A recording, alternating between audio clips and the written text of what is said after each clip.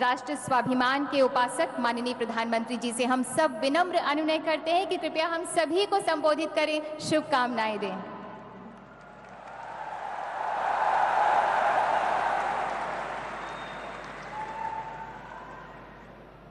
नमस्ते।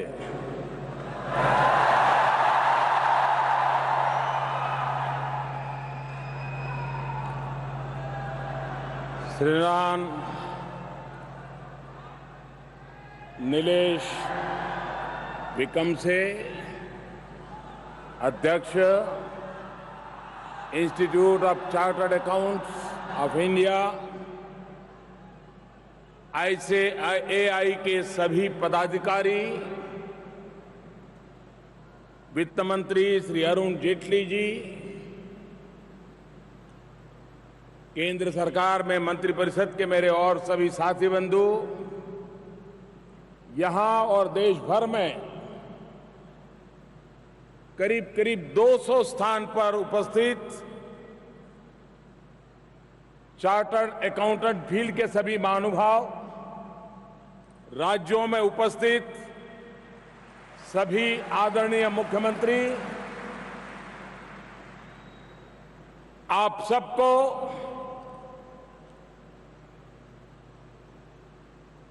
दिल्ली में बारिश के बीच भी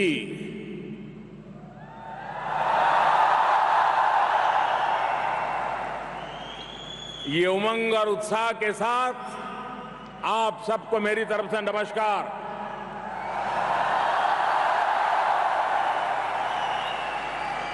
आज के शुभ अवसर पर जिनका फेलिसिटेशन किया गया है, आज इस सभागृह और देश में अलग अलग स्थान पर इतनी बड़ी तादाद में आप लोग उपस्थित हैं। उद्योग और व्यापार जगत से जुड़े हुए महानुभाव, टीवी और रेडियो पर देखने और सुनने वाले सभी देशवासी, नौजवान दोस्तों, भाई और बहनों,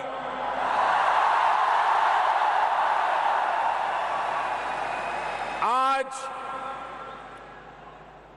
institute of chartered accountants of India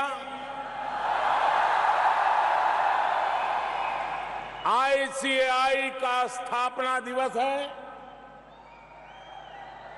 मेरी तरफ से आप सबको बहुत बहुत शुभकामनाएं।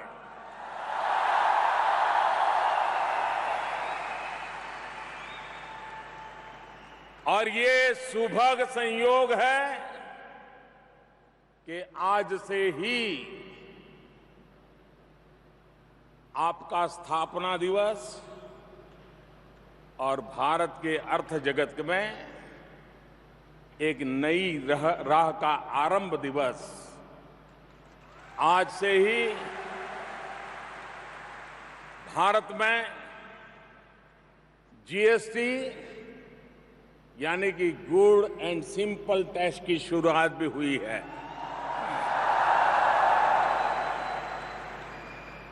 मेरे लिए ये खुशी का विषय है कि इस ऐतिहासिक अवसर पर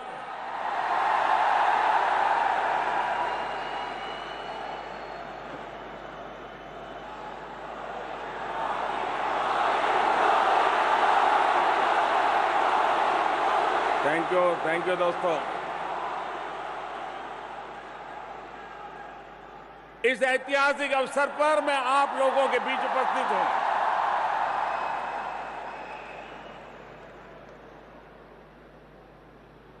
ये मेरे लिए सौभाग्य है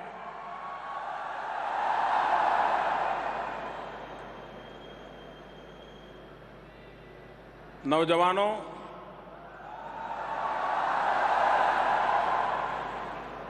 चार्टर्ड अकाउंटेंट फील्ड के साथ अनेक वर्षों से जुड़े हुए सभी महानुभाव, आपको देश की संसद ने एक पवित्र अधिकार दिया है।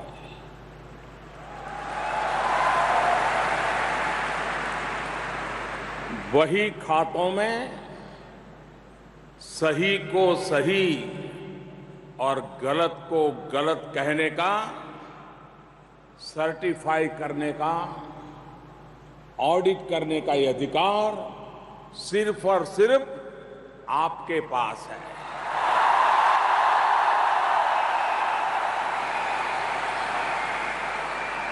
जैसे डॉक्टर समाज के और व्यक्ति के शारीरिक स्वास्थ्य की चिंता करते हैं, वैसे ही आप पर समाज के आर्थिक स्वास्थ्य की जिम्मेदारी होती है।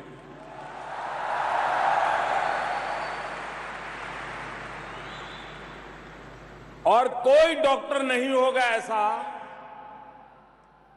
जो लोगों को ये कहे कि आप फलाना खाओ, ढींकना खाओ, ऐसा करो, वैसा करो, क्योंकि आप बीमार हो जाओ और मेरी आमदनी बढ़ जाए।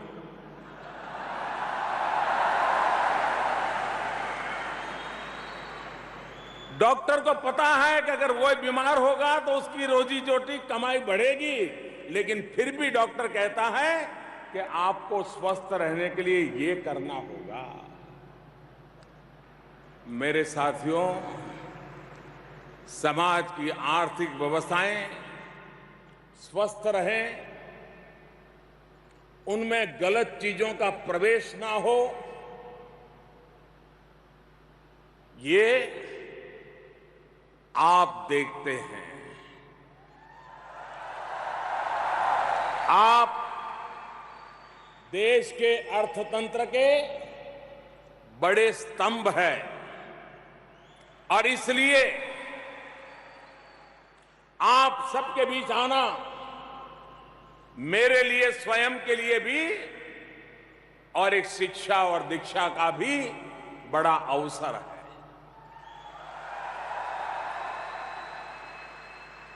दुनिया भर में भारत के चार्टर्ड अकाउंटेंट्स को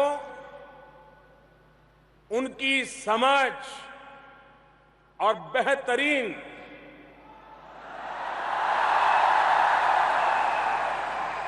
फाइनेंशियल स्किल्स के लिए जाना जाता है।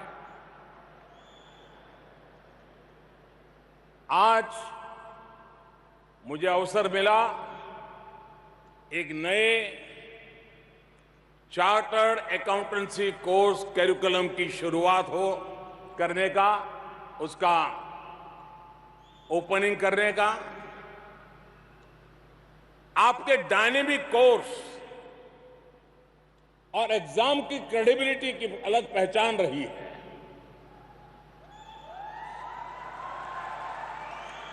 मुझे उम्मीद है कि नया कोर्स इस प्रोफेशन में आने वाले नए लोगों की फाइनेंशियल स्किल्स को और मजबूत करेगा और हमें अब हमारे इस इंस्टीट्यूशंस और ह्यूमन रिसोर्स डेवलपमेंट में जो ग्लोबल बेंचमार्क है, ग्लोबल रिक्वायरमेंट्स है, उसके अनुरूप हमारे ह्यूमन रिसोर्स डेवलप करने की दिशा में हमें लगातार डायनेमिक व्यवस्थाओं को विकसित करना होगा। हमारे कोर्सेज में अकाउंटेंट फील्ड की टेक्नोलॉजिकल चीजों को किस प्रकार से हम लाएं, हमारे कुछ चार्टर्ड अकाउंटेंट फर्म्स टेक्नोलॉजी में क्या इनोवेशन करें, चार्टर्ड अकाउंटेंट फील्ड के इनोवेशन, नए नए सॉफ्टवेयर, वो भी अपने आप में एक बहुत बड़ा मार्केट आपका इंतजार कर रहा है।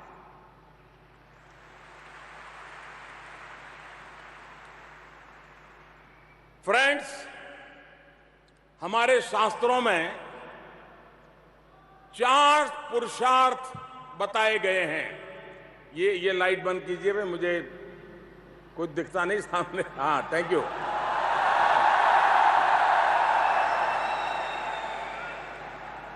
हमारे शास्त्रों में 4 पुरुषार्थ की चर्चा की गई है।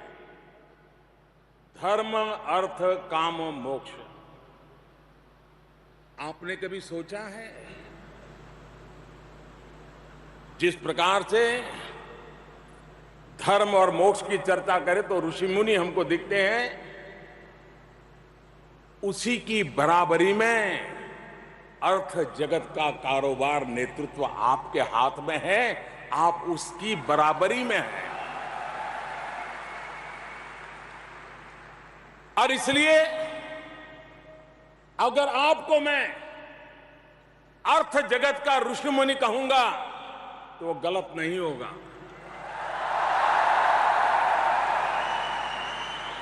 जितना महत्व उन ऋषि मुनियों का रहा है जो मोक्ष का मार्ग दिखाते हैं, उतना ही महत्व मानव जीवन में, अर्थव्यवस्था में आपके मार्गदर्शन का रहता है। अर्थ का सही आचरण क्या है, कौन सा मार्ग सही है, ये दिशा दिखाने का दायित्व चार्टर्ड अकाउंटेंट फील्ड के हर छोटे मोटे व्यक्ति का है।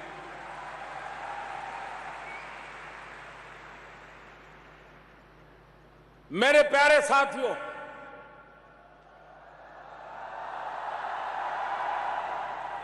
जो प्यार आप मुझ पे बरसा रहे हो,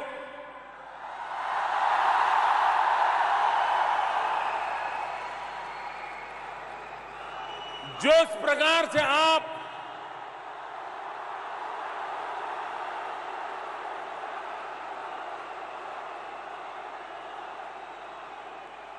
मेरा हौसला बढ़ा रहे हो,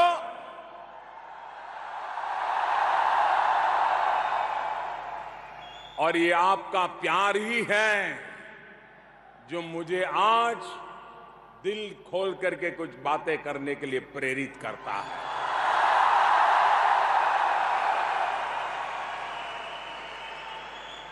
मेरी और आपकी देशभक्ति में कोई कमी नहीं है।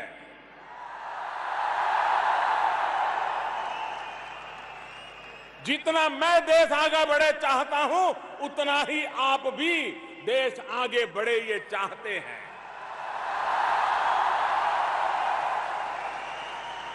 लेकिन कुछ सच्चाइयां हैं जो कभी कभी सोचने के लिए मजबूर करती हैं। आप लोगों ने, जो पुराने अनुभवी लोग हैं, उनसे सुना होगा कि अगर किसी घर में आग लग जाए, उनकी संपत्ति पूरी जल जाए, तो कहते हैं कि वो परिवार स्वपुरुषार्थ से बहुत जल्द फिर से खड़ा हो जाता है। कष्ट होता है, तकलीफ होती है, लेकिन वो उठ बैठ करके अपना कारोबार शुरू कर देता है। समय रहते संकट से बाहर आ जाता है। लेकिन हमारे बुजुर्ग लोग कहते हैं, आग लगने के बाद अगर घर को खड़ा करना है तो परिवार कर देता है, लेकिन परिवार का ही एक सदस्य अगर चोरी करने की आदत रखता है तो वो परिवार कभी खड़ा नहीं हो सकता है।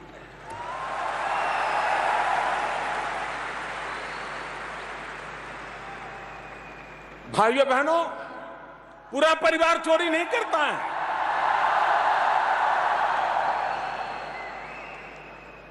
परिवार का एकाध सदस्य परिवार के नियमों को तोड़ करके बीच बीच में से निकाल देता है, परिवार समाप्त हो जाता है।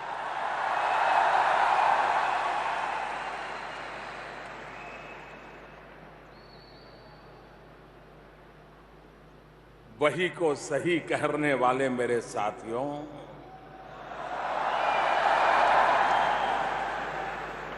इसी तरह कोई भी देश बड़े से बड़े संकटों से के खुद को उबार सकता है। बाढ़ हो, भूकंप हो, कोई भी संकट हो, देश जनता जनार्दन में एक सामर्थ्य होता है। शासन व्यवस्था, जनता मिलकर के संकट से बाहर निकल आते हैं। लेकिन अगर उस देश में कुछ लोगों को चोरी करने की आदत लग जाए तो जैसे परिवार उठ खड़ा नहीं हो पाता है, वह देश, वो समाज भी कभी उठ खड़ा नहीं हो पाता।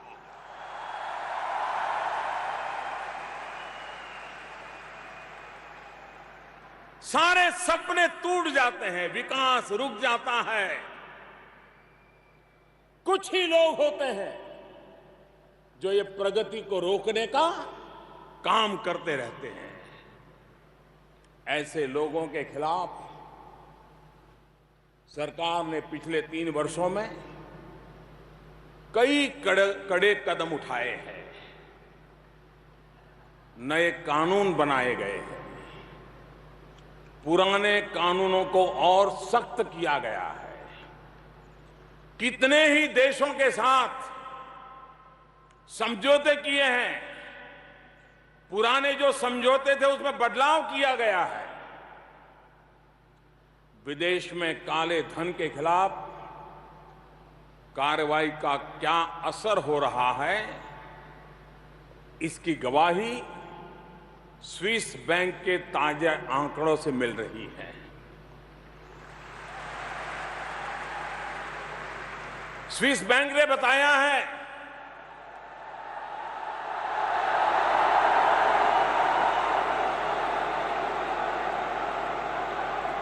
भारतीयों द्वारा जमा राशि अब तक के रिकॉर्ड में सबसे नीचे स्तर पर पहुंच गई है।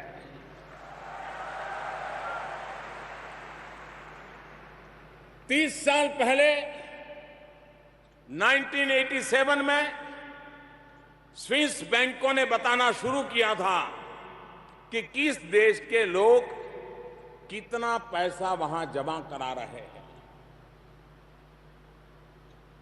पिछले साल की जो रिपोर्ट अब आई है, उसके मुताबिक भारतीयों का जो पैसा वहां जमा है, उसमें नया नहीं, पुराना, उसमें 45% कमी आई है।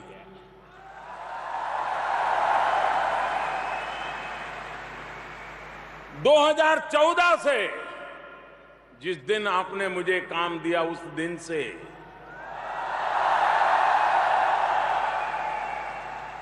2014 से ही गिरावट का जो दौर शुरू हुआ था वो और तेज हो गया है। और आपको जानकर के दुख भी होगा, आश्चर्य भी होगा। 2013 का स्विस बैंक का रिपोर्ट कहता है 42% इंक्रीज था, 42% वृद्धि थी।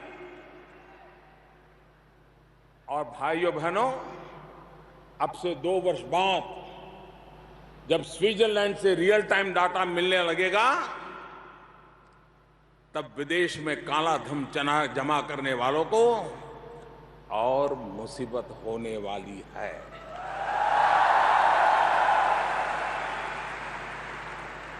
आपके तो ऐसे कोई क्लाइंट नहीं होंगे, मुझे विश्वास है।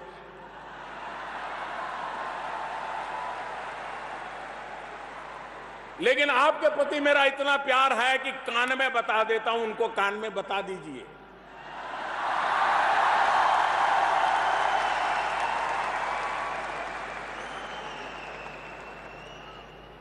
साथियों, देश में भी एक तरफ मैं स्वच्छता अभियान को भी चला रहा हूं और दूसरी तरफ अर्थव्यवस्था में सफाई अभियान भी चला रहा हूं। इस देश में 8 नवंबर सबसे ज्यादा आपको याद है।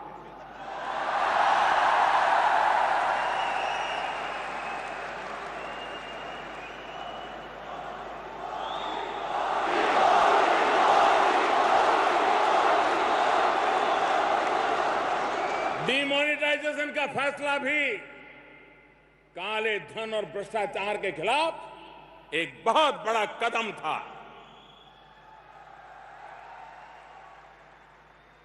और मैंने सुना है, सच है गलत है आप जाने, लेकिन मैंने सुना है कि 8 नवंबर के बाद आप लोगों को बहुत काम करना पड़ा। आप लोगों को इतना काम करना पड़ा, इतना काम करना पड़ा,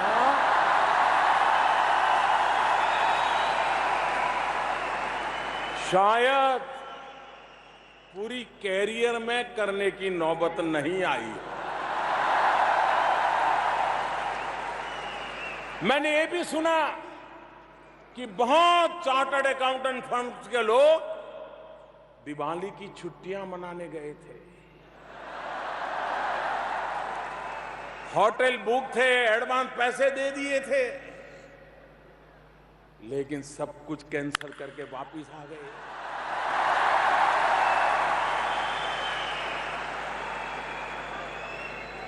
कहते हैं कि चार्टर्ड अकाउंटेंट, कुछ चार्टर्ड अकाउंटेंट की ऑफिसेज रात रात चलती थी।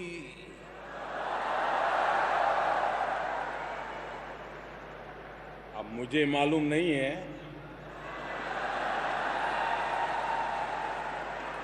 कि वापसी के बाद आपने क्या काम किया,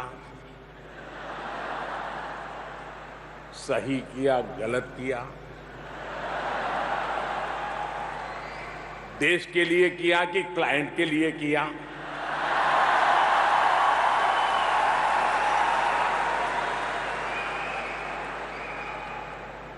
लेकिन किया जरूर था।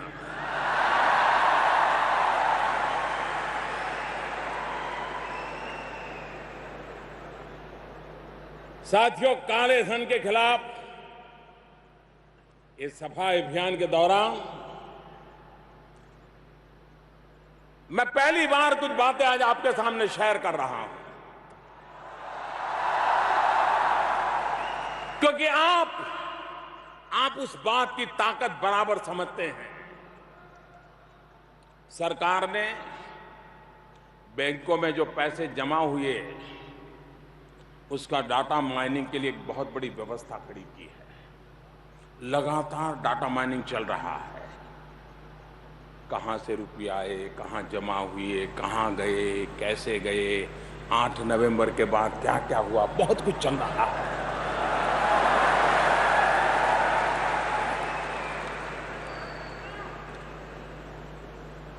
ये जो डाटा माइनिंग चला है, अभी अभी हमने किसी को पकड़ करके पूछताछ नहीं की है, सिर्फ आंकड़े का अध्ययन किया है। मेरे प्यारे साथियों, मैंने पहले ही कहा,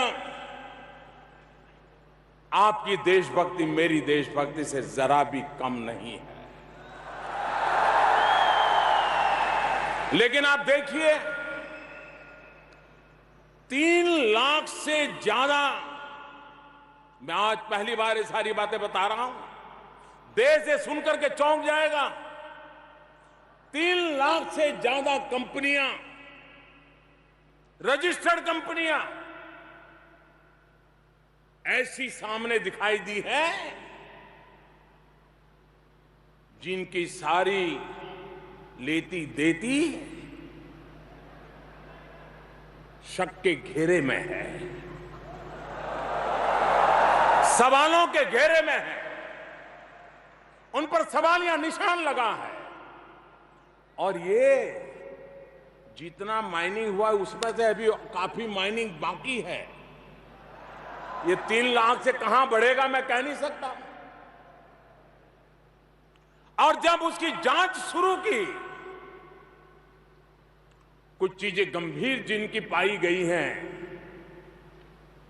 एक आंकड़ा मैं बता रहा हूं, शायद हिंदुस्तान को इस सरकार की सोच क्या है, राजनीतिक नेताओं में दम क्या है, उसका एक पहचान हो जाएगी दोस्तों।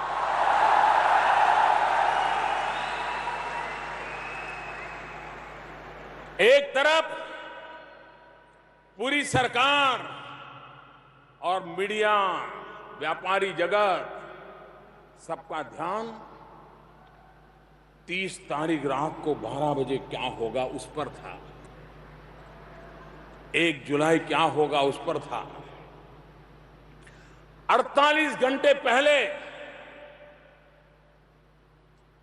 1 लाख कंपनियों को कलम के एक जाट से ताला लगा दिया है दोस्तों।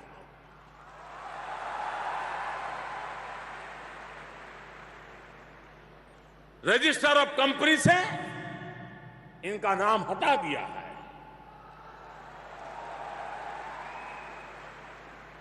ये मामूली निर्णय नहीं है दोस्तों। राजनीति के हिसाब किताब करने वाले ऐसे फैसले नहीं ले सकते हैं। राष्ट्रहित के जीने वाले ही ऐसे फैसले कर सकते हैं।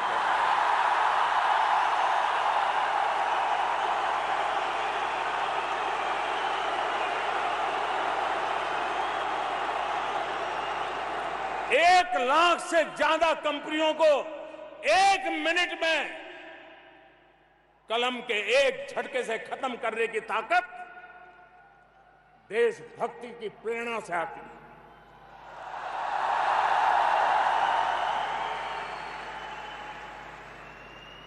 जिन्होंने गरीब का लूटा है उनको गरीबों को लौटाना ही पड़ेगा।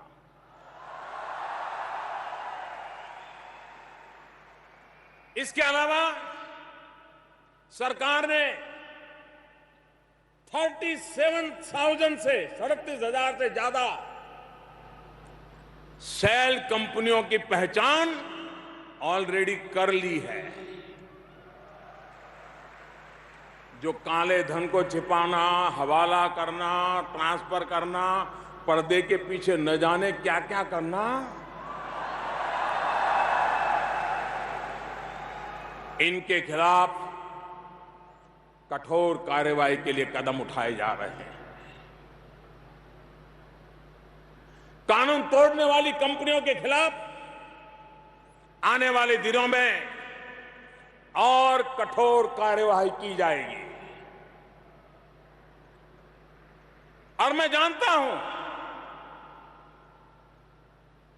काले धन के खिलाफ इस कार्रवाई का, फर्जी कंपनियों को खत्म करने का किसी भी राजनीतिक दल को कितना नुकसान हो सकता है इसका मुझे पूरा पता है।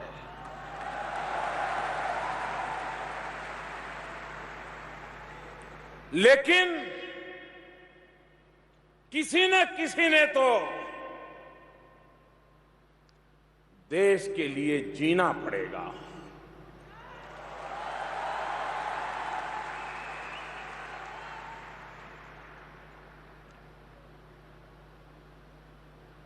चार्टर्ड अकाउंटेंट फील्ड के देश भर के मेरे साथियों, मैं आज आपके बीच आया हूं, स्थापना दिवस पर आया हूं। मैं आपसे एक हल्का सा सवाल भी पूछने का मन करता है मेरा।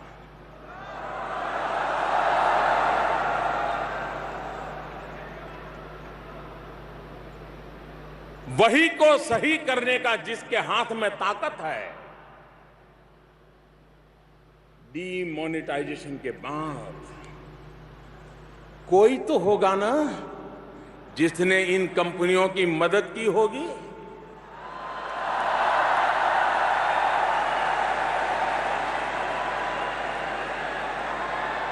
ये चोर लुटेरे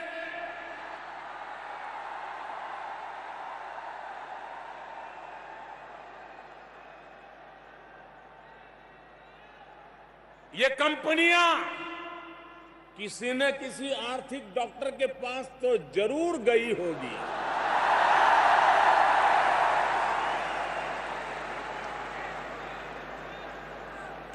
मुझे पूरा पता है आप में से किसी के पास नहीं आई होगी। लेकिन कहीं तो गई होगी। जिनके पास गई, क्या उन्हें उनको पहचानने की जरूरत नहीं थी क्या?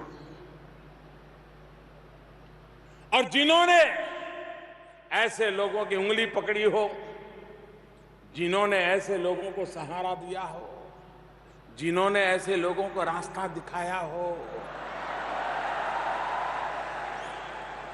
क्या आपके भीतर बैठे हुए ऐसे लोगों को आपने अब पहचान लेने की जरूरत है कि नहीं?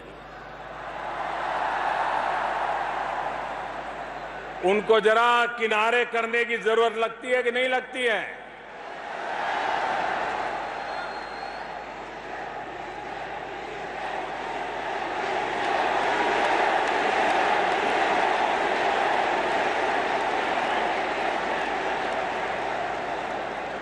साथियों, मुझे बताया गया है कि हमारे देश में 2,72,000 से ज्यादा चार्टर्ड अकाउंटेंट्स हैं। आपके साथ आर्टिकुलेट असिस्टेंट्स भी, और उनकी संख्या भी करीब करीब 2 लाख के बराबर है।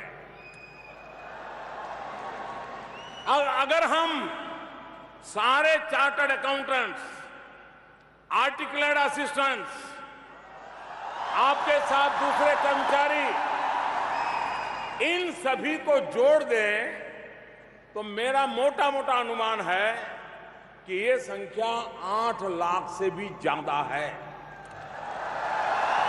आपका परिवार, इस फील्ड का परिवार 8 लाख से ज्यादा है। यानी कि ये सिर्फ आपके प्रोफेशन में। अब मैं आपके सामने कुछ और तथ्य रखता हूं, क्योंकि आप आंकड़ों से बातें जल्दी समझ लेते हैं।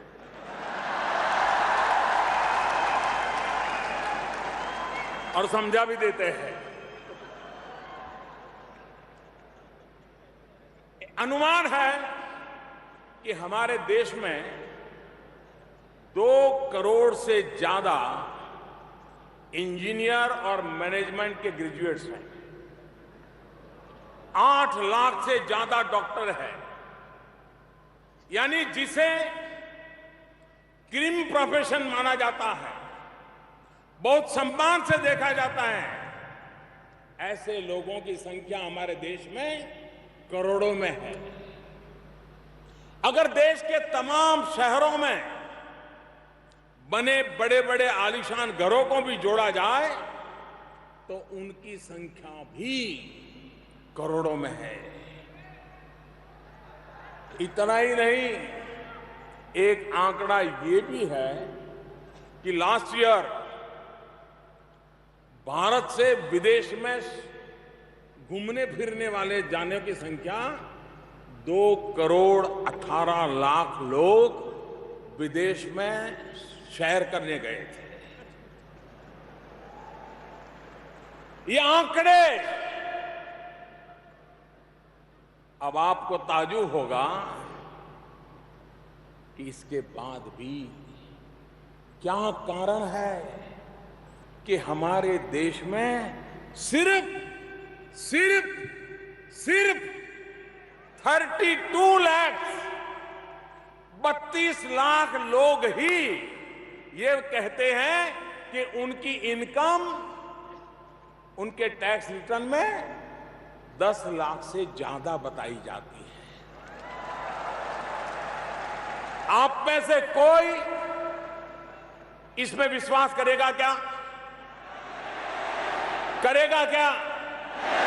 वही को सही करने वाले आप लोगों से मैं पूछ रहा हूं, क्या इस देश में सिर्फ 32 लाख लोग हैं जो 10 लाख से ज्यादा कमाई करते हैं?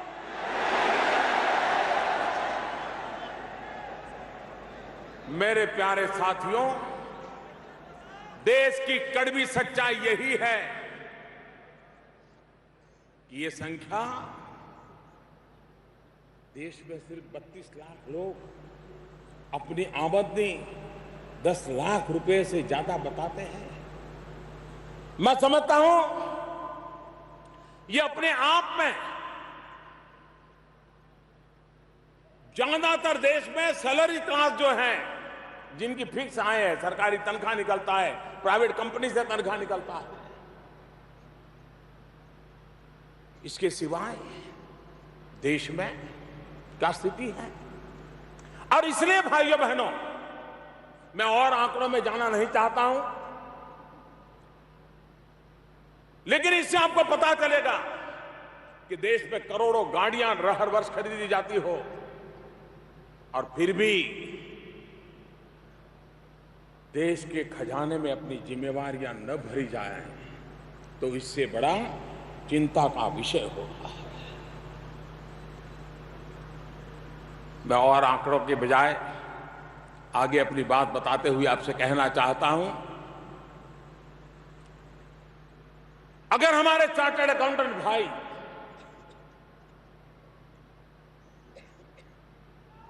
कोई भी व्यक्ति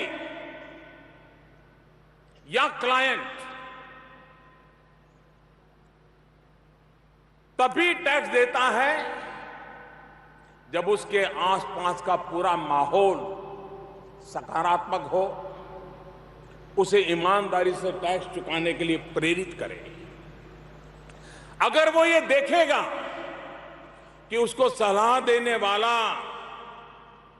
सच्चाई छिपाने के लिए कह रहा है, तो फिर गलत रास्ते पर चलने से वो कभी डरता नहीं है।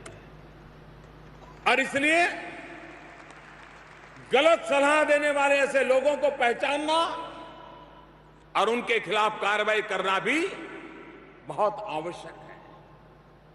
और इसके लिए आप लोग भी कठोर कदम उठाने होंगे। सीए एक ऐसी व्यवस्था है जिसमें ह्यूमन रिसोर्स डेवलपमेंट, एचआर का काम आप ही करते हैं, कैरिकुलम आप ही बनाते हैं, एग्जाम आप ही कंडक्ट करते हैं, रूल्स रेगुलेशंस भी आप ही बनाते हैं, और गुनहगार को सजा भी आप ही की इंस्टीट्यूशन देती है। अब सवाल यह उठता है कि भारत के लोकतंत्र के मंदिर ने 125 करोड़ देशवासियों की संसद ने आपको इतने अधिकार दिए हैं, फिर ऐसा क्या है कि पिछले 11 वर्ष में सिर्फ 25 चार्टर्ड अकाउंटेंट्स के खिलाफ कार्रवाई हुई है।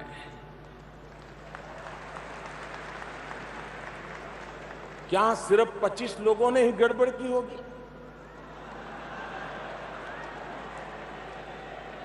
और मैंने सुना है कि आपके यहां 1400 से ज्यादा मामले कई वर्षों से लटके पड़े हुए हैं। एक एक केस का फैसला आने में सालों लग जाते हैं। इतने हाई क्वालिफाइड प्रोफेशनल्स के लिए मेरे साथियों बताइए, ये चिंता का विषय है कि नहीं है?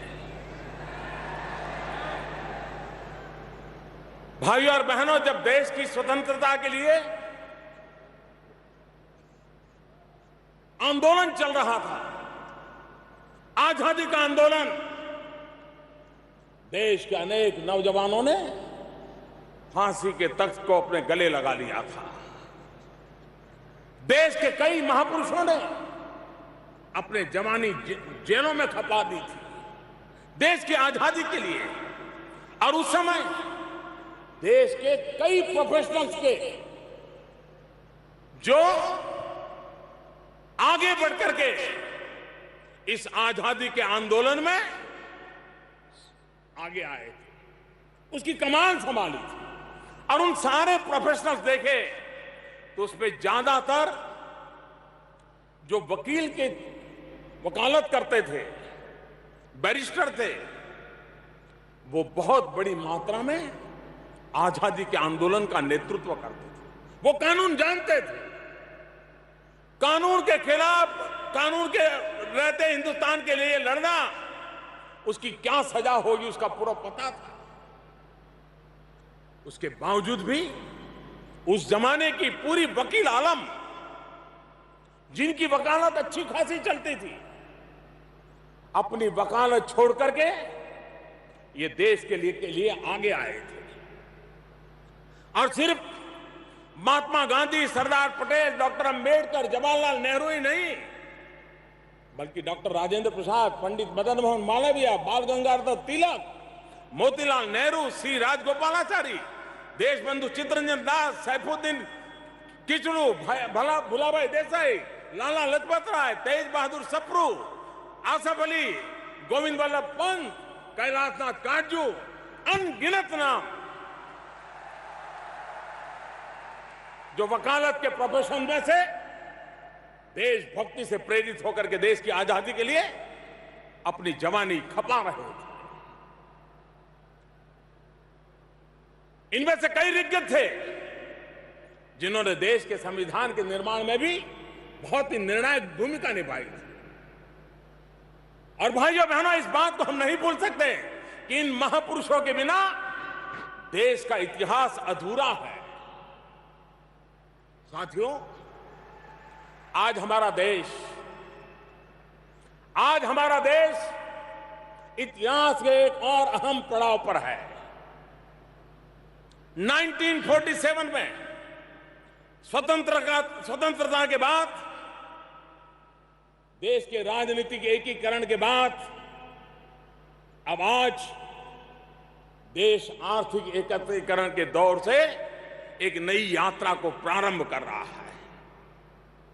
2017 का ये वर्ष, जब one nation, one tax, one market का सपना साकार हुआ है, इस ऐतिहासिक अवसर पर सबसे ज्यादा महत्वपूर्ण भूमिका चार्टर्ड अकाउंटेंट्स की है। आप मेरी भावना को समझिए दोस्तों।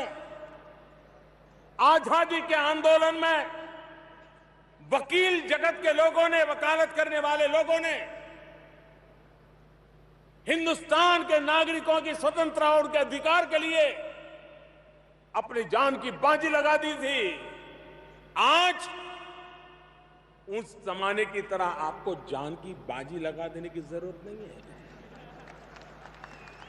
आपको जेल के सिकंजों के पीछे जाने की आवश्यकता नहीं है। यह देश आपका है। ये देश का आने वाला भविष्य आपके संतानों का भी है।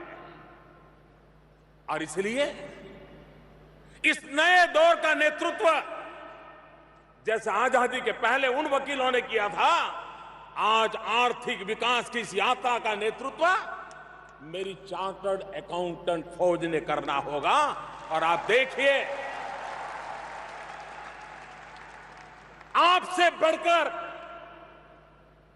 आर्थिक क्षेत्र की इस ऊंचाई को पाने का रास्ता और कोई मजबूत नहीं बना सकता है। काले धन को खत्म करने के लिए, भ्रष्टाचार को खत्म करने के लिए,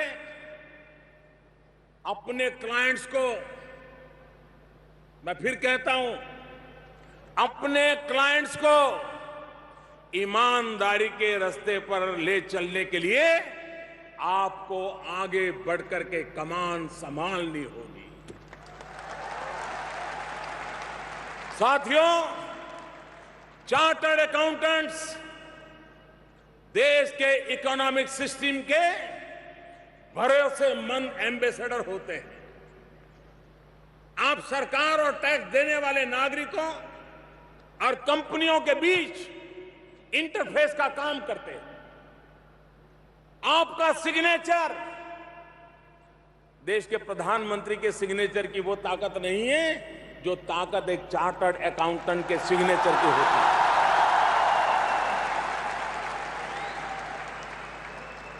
आपका सिग्नेचर सत्यता की, भरोसे की गवाही देता है। कंपनी बड़ी हो या छोटी,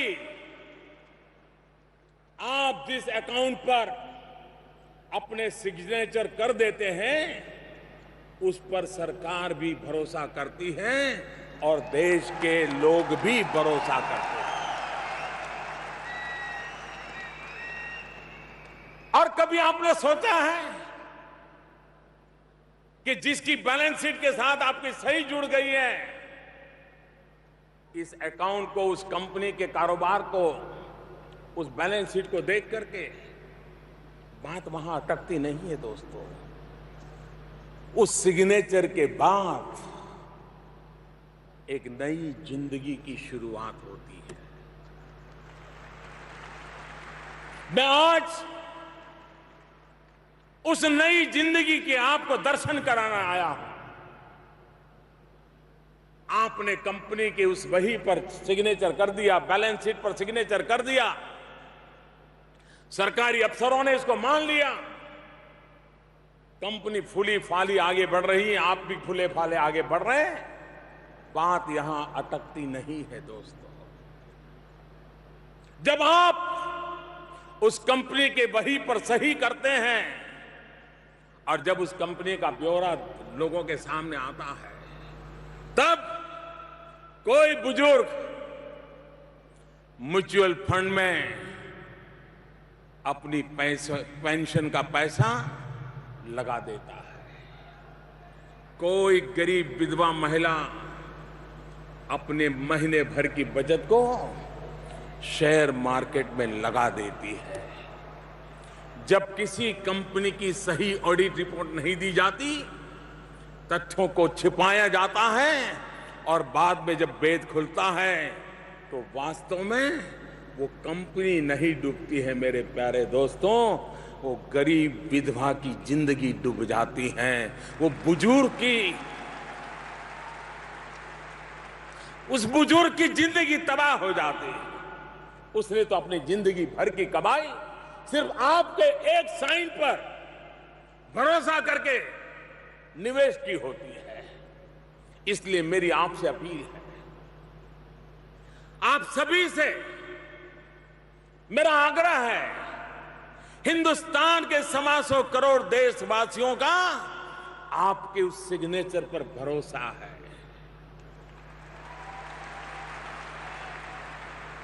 उस भरोसे को कभी टूटने मत दीजिए, उसको खरोच भी मत आने दीजिए। अगर आप अपने मन मंदिर में ये महसूस करते हैं कि ये भरोसा टूटा है, तो इसे फिर से बनाने के लिए आगे आइए, पहल कीजिए। 2017 जुलाई की पहली तारीख आपकी स्थापना दिवस आपको नया अवसर लेकर के आई है। मैं आपको निमंत्रण देता हूं, ईमानदारी के उत्सव में शरीक होने के लिए मैं आपको निमंत्रण देने आया। अपने काम के महात्मा को समझिए, फिर उसी हिसाब से रास्ते तय करके देखिए, समाज आपको कितने गर्व से देखने लगेगा, आपको खुद को इसकी अनुभूति होगी। साथियों, टैक्स रिटर्न शब्द है, उसमें टैक्स रिटर्न शब्द के अलग अलग ओरिजिन है, लेकिन मुझे लगता है देश को जो टैक्स मिलता है वो देश के विकास के काम में आता है, यही टैक्स रिटर्न है। ये महंगाई को रोकने में अहम भूमिका निभाता है। इससे किसी ऐसी महिला को जिसे गैस कनेक्शन मिलता है, जिसने पूरी जिंदगी लकड़ी पर ही खाना बनाया है, इन्हीं पैसों से किसी ऐसे बुजुर्ग को पेंशन मिलती है जिसके बच्चों ने उसका खर्च उठाने से इनकार कर दिया है। इन्हीं पैसों से नौजवान को स्कॉलरशिप मिलती है जो दिन भर इसलिए मजदूरी करता है ताकि इवनिंग क्लास में जा सके और अपनी पढ़ाई पूरी कर सके। इन्हीं पैसों से किसी बीमार गरीब को सस्ती दवा मिलती है जिसके पास इलाज के लिए पैसे नहीं है, वो बीमार होने पर छुट्टी नहीं ले सकता, वो बीमारी में भी दिन भर काम करता रहता है ताकि शाम को उसके बच्चों को भूखा सोना न पड़े। टैक्स से मिला पैसा देश के बहादुर सैनिकों के काम आता है, जो सीमा पर अपने जान की परवाह न करते हुए हम सबकी रक्षा कर रहे हैं। ये पैसे उन घरों में बिजली पहुंचाने के लिए काम आते हैं जहां स्वतंत्रता के 70 साल के बाद भी बिजली नहीं पहुंची उसके घरों में। आज तक कभी एक बल्ब भी नहीं जला है, वो अंधेरे में डूबे हुए हैं। देश के गरीबों को उनके अधिकार दिलाने में मदद करना, इससे बड़ी सेवा क्या हो सकती है। आपकी एक सिग्नेचर देश के गरीबों की कितनी मदद कर सकती है, इसकी शायद आपने भी कभी कल्पना नहीं की होगी। देश के सामान्य मानवी के सपना पूरा करने में आपका बहुत बड़ा दायित्व है, आप बहुत बड़ी भूमिका अदा कर सकते हैं। जब आप लोग ठान लेंगे, और मुझे विश्वास है 1 जुलाई 2017 आईसीएआई के जीवन की यात्रा का एक टर्निंग पॉइंट बन करके रहेगा, ये मेरी आत्मा की आवाज है।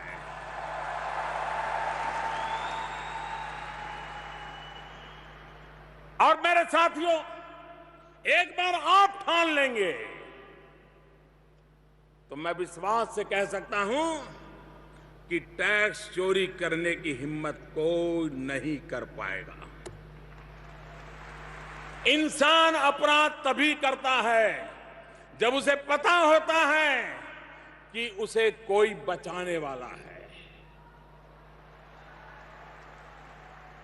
साथियों, जीएसटी आपके सामने राष्ट्र निर्माण में सहयोग का एक माध्यम बनकर के आया है। आप लोगों तक पहुंचिए, लोगों से बात कीजिए। और मुझे जब आ रहा था तब नीलेश मुझे बता रहे थे कि हम सभी जगह पे एक डेस्क शुरू कर रहे हैं ताकि व्यापारियों को सहायता हो, उनकी हम मदद करने वाले हैं। मैं उनको बधाई देता हूं, उनका आभार व्यक्त करता हूं। आप लोगों के पास पहुंचे, उनको जागरूक करिए, ईमानदारी की मुख्य धारा में आने के लिए प्रेरित करिए। इसी तरह चार्टर्ड अकाउंटेंट फील्ड के लोगों के लिए एक नई अपॉर्चुनिटी सरकार ने दी है। अभी से इसकी तैयारी कीजिए। खास करके मैं इस प्रोफेशनल के नौजवानों को निमंत्रित करता हूं, आइए।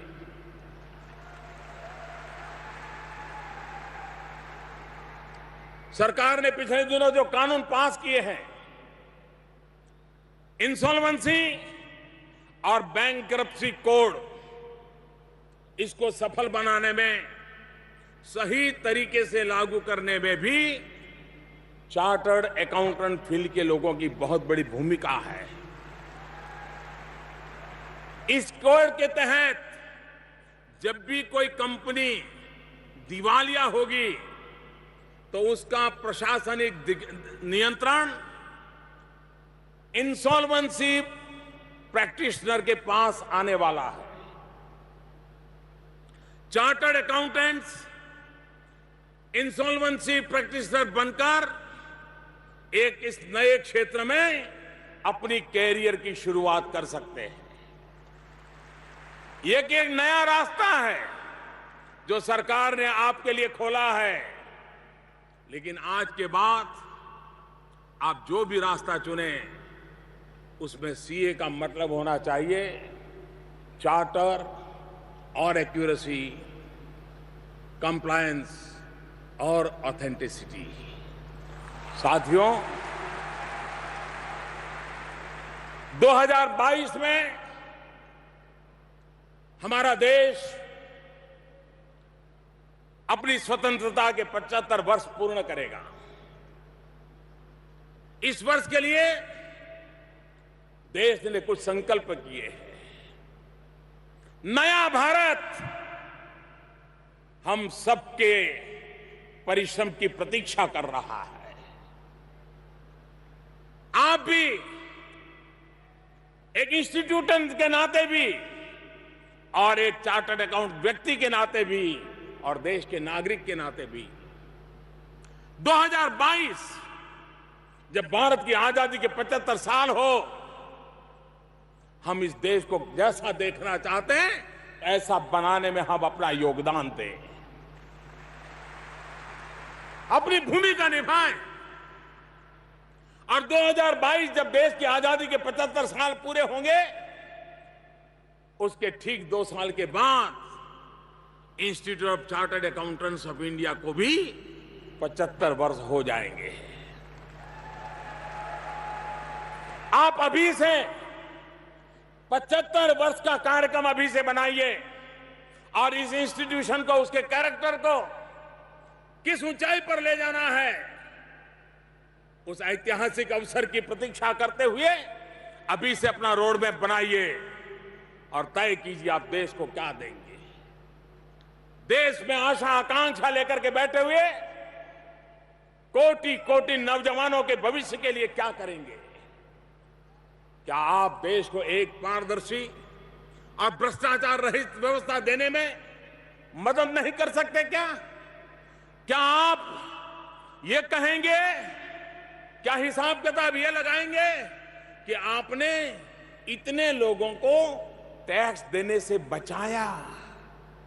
क्या ये हिसाब किताब होगा कि मैंने अब इतने लोगों को टैक्स दे करके ईमानदारी की जिंदगी जीने के लिए प्रेरित किया? फैसला आपको करना है। आपके लिए, आप अपने लिए कुछ लक्ष्य तय करिए कि कितने लोगों को ईमानदारी की टैक्स चुकाने की मुख्य धारा में लाएंगे। इस लक्ष्य का आंकड़ा क्या होगा, ये आपसे बेहतर कौन बताएगा? इस बारे में सोचिए कि कैसे आप अपने प्रोफेशन में टेक्नोलॉजी का इस्तेमाल बढ़ाएंगे। चार्टर्ड अकाउंटेंट के फील्ड में फॉरेंसिक साइंस का कितना बड़ा रोल हो सकता है, उसको कैसे केयर किया जाए, उसको कैसे कैटर किया जाए, इनसे जुड़े भी लक्ष्य संभव हो तो उसको तय करना चाहिए। साथियों, एक और मेरे मन में अपेक्षा है आपसे,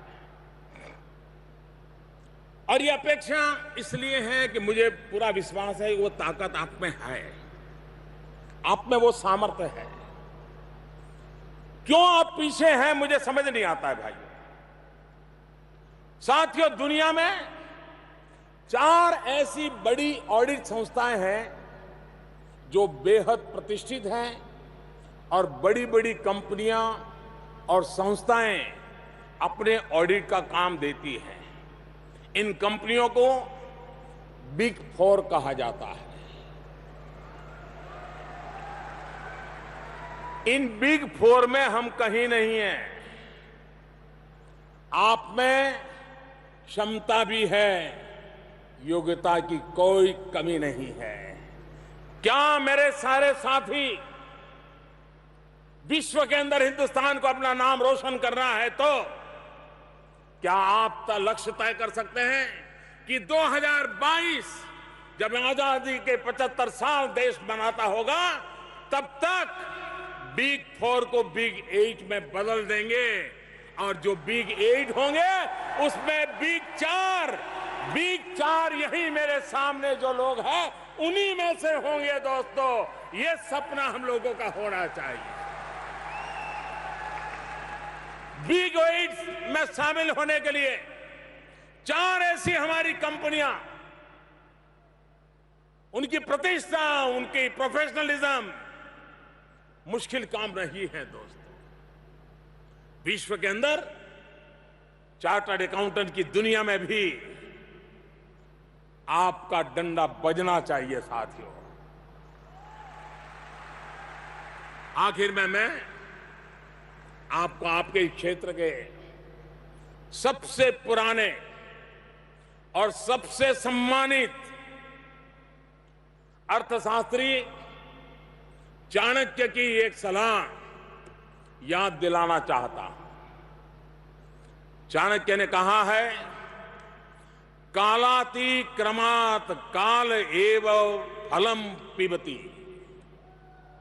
यानी कर्तव्य का समय टल जाने के बाद समय ही उसकी सफलता को खत्म कर देता है। और इसलिए समय को, इस अवसर को हाथ से मत निकलने दीजिए। अभी कुछ देर पहले अरुण जी आपके सामने बात कर रहे थे, वो कह रहे थे हिंदुस्तान के जीवन में, विश्व के अंदर ऐसा मौका पहले कभी नहीं आया। आपके जीवन में भी ऐसा अवसर पहले कभी नहीं आया। मौका हाथ से मत जाने दीजिए दोस्तों। मैं आपको राष्ट्र निर्माण की मुख्य धारा से जुड़ने के लिए निमंत्रित करने आया हूं। आप मत भूलिए कि एक ऐसा प्रोफेशन है जिस प्रोफेशन में समाज की पूरी अर्थव्यवस्था को बचाए रखने का, टिकाए रखने का सर्वाधिक सामर्थ्य है। मैं एक बार फिर इंस्टीट्यूट को, उसकी फैकल्टी को और यहां उपस्थित सभी चार्टर्ड अकाउंटेंट्स को आईसीएआई के स्थापना दिवस पर बहुत बहुत शुभकामनाएं देता हूं। और देश भर में इस कार्यक्रम को वीडियो के माध्यम से देश के कोने कोने में और दुनिया के भी कुछ देशों में हमारे चार्टर्ड अकाउंटेंट जो देख रहे हैं, उनका भी मैं बहुत बहुत धन्यवाद करता हूं। आप सबका बहुत बहुत धन्यवाद करते हुए 1 जुलाई 2017, नई दिशा, नई गति, नया उमंग, आओ हम चल पड़े और देश के सामान्य मानवी को एक इस ईमानदारी के उत्सव में जोड़े। इसी एक कामना के साथ मैं आपका बहुत बहुत आभारी हूं। बहुत बहुत धन्यवाद दोस्तों, बहुत बहुत धन्यवाद।